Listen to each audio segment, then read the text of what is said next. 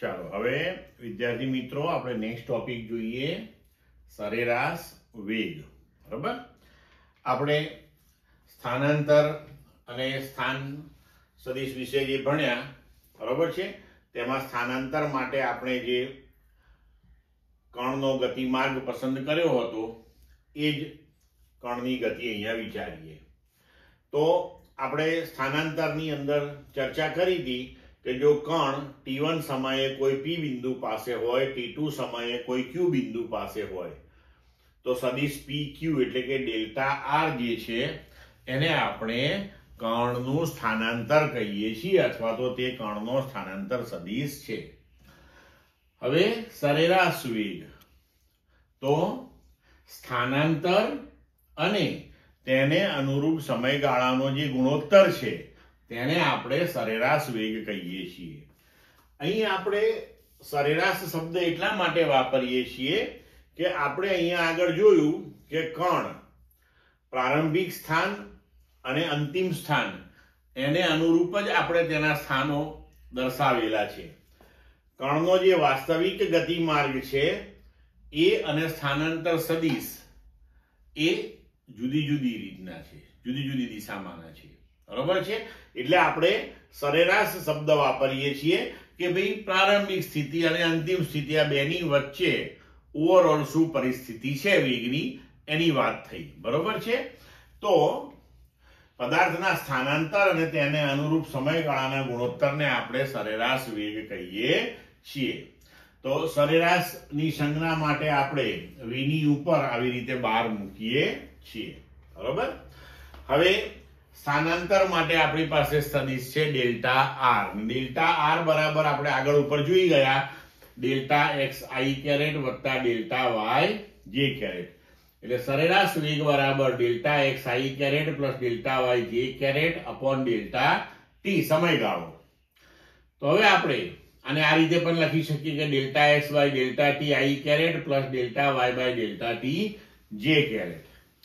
તો delta x by delta t i caret જે છે એ સરેરાશ વેગનો x ઘટક આપશે અને delta y by delta t j caret છે એ સરેરાશ વેગનો y ઘટક આપશે આપણને. બરોબર, હવે આપણે અહીંયા આગળ સરેરાશ વેગને જે વ્યાખ્યાયિત કર્યો કે સ્થાનાંતર અપોન સમયગાળો, તો સ્થાનાંતર એ સદિશ રાશિ છે, સરેરાશ વેગ પણ સદિશ રાશિ છે, સમયગાળો અદિશ રાશિ છે. તો જે દિશા સરેરાશ વેગની હશે તે જ દિશા એ ડેલ્ટા આર ની દિશા હશે, અથવા તો આપણે બીજા શબ્દોમાં કહીએ તો ડેલ્ટા આર ની દિશામાં જ આપણને સરેરાશ વેગ ડેલ્ટા વી મળવાનો છે. બરોબર, હવે આપણે જોઈએ તાત્ક્ષણિક વેગ. તો તાત્ક્ષણિક વેગ એટલે શું? તો તાત્ક્ષણિક વેગ એટલે જે તે ક્ષણે વેગ. આપણે આ જે વેગ શોધ્યો સરેરાશ વેગ, એ પદાર્થ P થી છેક Q સુધી પહોંચ્યો ત્યારે પ્રારંભિક થી અંતિમ સ્થિતિએ પહોંચ્યો ત્યાં સુધી ની એની જે જર્ની છે એ દરમિયાનનો વેગ થયો. તાત્ક્ષણિક વેગ એટલે જે તે ક્ષણે પદાર્થનો વેગ કેટલો એ તાત્ક્ષણિક વેગ થયો. ધારો કે આપણે પદાર્થ કણ આવા વક્ર માર્ગે જ્યારે ગતિ કરતો હોય ત્યારે જો એક્ઝેક્ટ p બિંદુ પાસેથી જ્યારે પસાર થતો હોય, એટલે કે t1 ક્ષણે p બિંદુ પાસે હતો, તો t1 ક્ષણે એનો વેગ કેટલો એ જો આપણે જાણવું હોય તો એને આપણે કહી શકીએ તાત્ક્ષણિક વેગ. હવે જુઓ આ બંનેનો આપણે તફાવત ઉદાહરણ લઈને સમજીએ. ધારો કે આપણે કોઈ એ ગામથી બી ગામ સુધી જઈ રહ્યા છીએ. બરોબર, તો એ થી બી સુધીનું અંતર માનો કે 100 કિલોમીટર છે. બરોબર, અને આપણે સવારે 8 વાગે પ્રવાસ ચાલુ કરીએ અને સવારે 10 વાગે આપણે એ સ્થાનથી બી સ્થાન ઉપર પહોંચીએ. તો એનો મતલબ એ થયો કે 2 કલાકના સમયગાળામાં આપણે 100 કિલોમીટરનું અંતર કાપ્યું. તો હવે આપણે અહીંયા એવું કહી શકીએ કે ભાઈ આપણે આ જે જર્ની કરી, બરોબર છે, એ દરમિયાન આપણા વાહનનો વેગ કેટલો? તો કે ભાઈ 50 કિલોમીટર પ્રતિ કલાકના વેગથી આપણે એ સ્થાનથી બી સ્થાન ઉપર પહોંચ્યા. પણ આ જે 50 કિલોમીટર પ્રતિ કલાક આપણે ગણતરી કરી તો એ થશે આપણો સરેરાશ વેગ. કારણ કે એ સ્થાનથી બી સ્થાન આપણે જ્યારે ગયા ત્યારે કંઈ સતત 50 થી ગતિની શરૂઆત કરી અને છેક અંતિમ બિંદુએ પહોંચ્યા ત્યાં સુધી 50 50 50 50 50 ની સ્પીડથી જ પહોંચ્યા એવું તો કંઈ છે નહીં. આપણે ધારો કે આપણા વાહનમાં જતા હોઈએ તો વાહન ચાલવાનું શરૂ થાય એટલે એનો વેગ 0 થી ધીમે ધીમે વધે. તમે 70-80 ની સ્પીડ સુધી ગયા, પાછું રસ્તામાં કંઈક હર્ડલ આવ્યું તો તમે કંઈક અવરોધ આવ્યો તો એના લીધે કરીને તમારી સ્પીડ ઘટી ગઈ. આમ કરતા કરતા કરતા છેવટે 2 કલાકે તમે 100 કિલોમીટર અંતર કાપ્યું છે. એટલે એને આપણે કહી શકીએ સરેરાશ વેગ. પણ ધારો કે આપણે 8 વાગે નીકળ્યા ને 10 વાગે પહોંચ્યા, એવી જે આપણે વાત કરી, એમાં આપણે એમ કહીએ કે 8 વાગે ને 30 મિનિટે વેગ કેટલો હતો? હવે જો એક્ઝેક્ટ 8 વાગે ને 30 મિનિટે જો આપણે વેગ શોધીએ તો એને કહેવાય તાત્ક્ષણિક વેગ. બરોબર? હવે જે તે ક્ષણે તાત્ક્ષણિક વેગ કયો? તો આમ તો આપણે જો પ્રાયોગિક રીતે જોવા જઈએ તો સ્પીડોમીટર ઉપરથી આપણે રીડિંગ લઈએ તો 8 વાગે ને 30 મિનિટે સ્પીડોમીટર આપણને જે અવલોકન બતાવે એ આપણો તાત્ક્ષણિક વેગ થયો. પણ એ પ્રત્યેક ક્ષણે સ્પીડોમીટરના રીડિંગ આપણે લે કરીએ એ કંઈ યોગ્ય પદ્ધતિ ના થઈ. બરોબર? તો હવે તાત્ક્ષણિક વેગ આપણે કેવી રીતે શોધી શકીએ એ જોઈએ આપણે. બરોબર છે? તો હવે જો તાત્ક્ષણિક વેગ શોધવા માટે આપણે અહીંયા શું કરીએ છીએ તો પહેલા કોન્સેપ્ટ સમજી લો.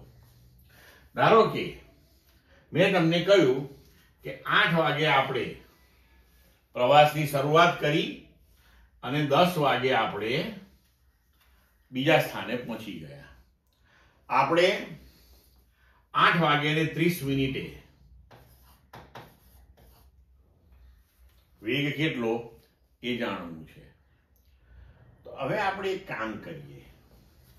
આ 8 વાગે ને 30 મિનિટ આ આપણી જે ક્ષણ છે એને મધ્યમાં ગણી અને 8 થી જે 10 નો 2 કલાકનો જે સમયગાળો હતો ને એને થોડો નાનો બનાવીએ કે 8 થી 9 આ 1 કલાકની અંદર આપણે કેટલું અંતર કાપ્યું અને એને ભાગ્યા 1 કલાક એટલે આપણને ફરી પાછો 1 કલાકના સમયગાળાનો સરેરાશ વેગ મળશે. પણ હવે આપણે એક્ઝેક્ટ 8 ને 30 વાળો જોઈએ. તો આપણે એક કામ કરીએ, સમયગાળો નાનો નાનો નાનો નાનો બનાવતા બનાવતા આપણે જે ક્ષણે વેગ જોઈએ છે એ ક્ષણની નજીક જઈએ. હવે એમ કરતા કરતા કરતા ધારો કે આપણે 8 વાગે ને 29 મિનિટે એનું સ્થાન નક્કી કર્યું અને બીજું સ્થાન આપણે 8 વાગે ને 31 મિનિટે નક્કી કર્યું. આ 2 મિનિટની અંદર એનું જે સ્થાનાંતર થયું છે એને ભાગ્યા સમયગાળો કરીને આપણે વેગ શોધ્યો. હવે ધારો કે આ વેગ અચળ આવ્યો, એટલે કે અહીંથી અહીં સુધી સ્થાનાંતર કર્યું એ દરમિયાનનો જો વેગ અચળ હોય તો 8 ને 29 નો વેગ, 8 ને 30 નો વેગ, 8 ને 31 નો વેગ એકના એક જ આવતા હોય તો આપણે કહી શકીએ કે યસ 8 ને 30 આ વેગનું મૂલ્ય હતું, તે થયો તાત્ક્ષણિક વેગ. એટલે કે સમયગાળો આપણે શું કરવો પડે? નાનો નાનો નાનો કરવો પડે અને એને આનુષંગિક આપણે વેગ શોધવો પડે. અને એ સૂક્ષ્મ સમયગાળા દરમિયાન જે વેગ મળે એ જો અચળ હોય તો આપણા જે તે ક્ષણનો વેગ એ થઈ ગયો કહેવાય. બરોબર? ક્લિયર મિત્રો આખો કોન્સેપ્ટ? તો હવે જુઓ, આપણે અહીંયા આગળ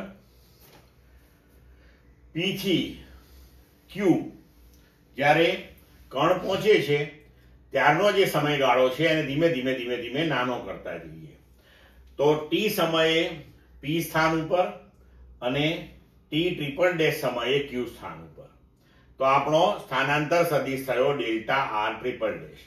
પછી સમયગાળો નાનો કરવા માટે આપણે કર્યું કે t ડબલ ડેશ સમય લીધો. તો t થી t ડબલ ડેશ સમયગાળા દરમિયાન આપણો સ્થાનાંતર સદિશ થયો ડેલ્ટા આર ડબલ ડેશ.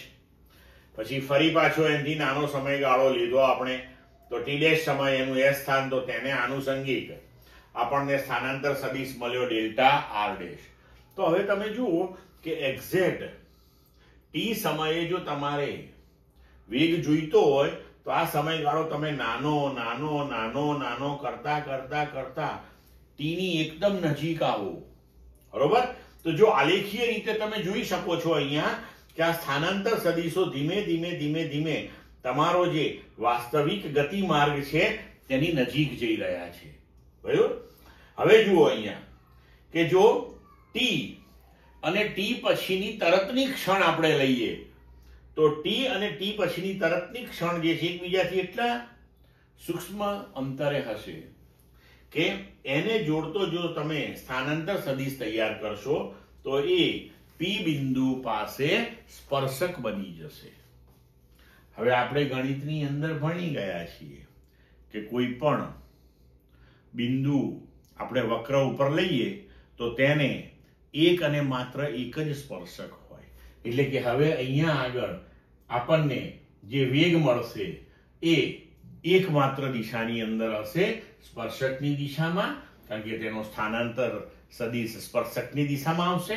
તો હવે આપણને અહીંયા એક અને એક માત્ર મૂલ્ય જે વેગનું મળ્યું તેને આપણે તાત્ક્ષણિક વેગ કહી શકીએ. એટલે સમયગાળો નાનો નાનો નાનો નાનો લેતા જવાનો.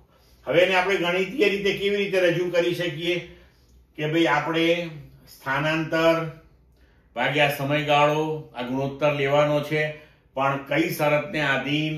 તો કે સમયગાળો અત્યંત સૂક્ષ્મ એટલે કે લિમિટને આપણે ગુજરાતીમાં લક્ષ્ય કહીએ છીએ અને એને શોર્ટ ફોર્મમાં LIM લખાય છે. તો કે limit delta t tends to 0 delta r by delta t. તો એને ગણિતીય રીતે dr બાય dt સંજ્ઞાત્મક લખાય છે અને આ dr બાય dt એટલે શું છે? તો કે તે r નું સમયની સાપેક્ષનું વિકલન છે. હવે r નું સમયની સાપેક્ષનું વિકલન કેવી રીતે કરવાનું આપણે જોઈએ છે આગળ ઉપર પછી.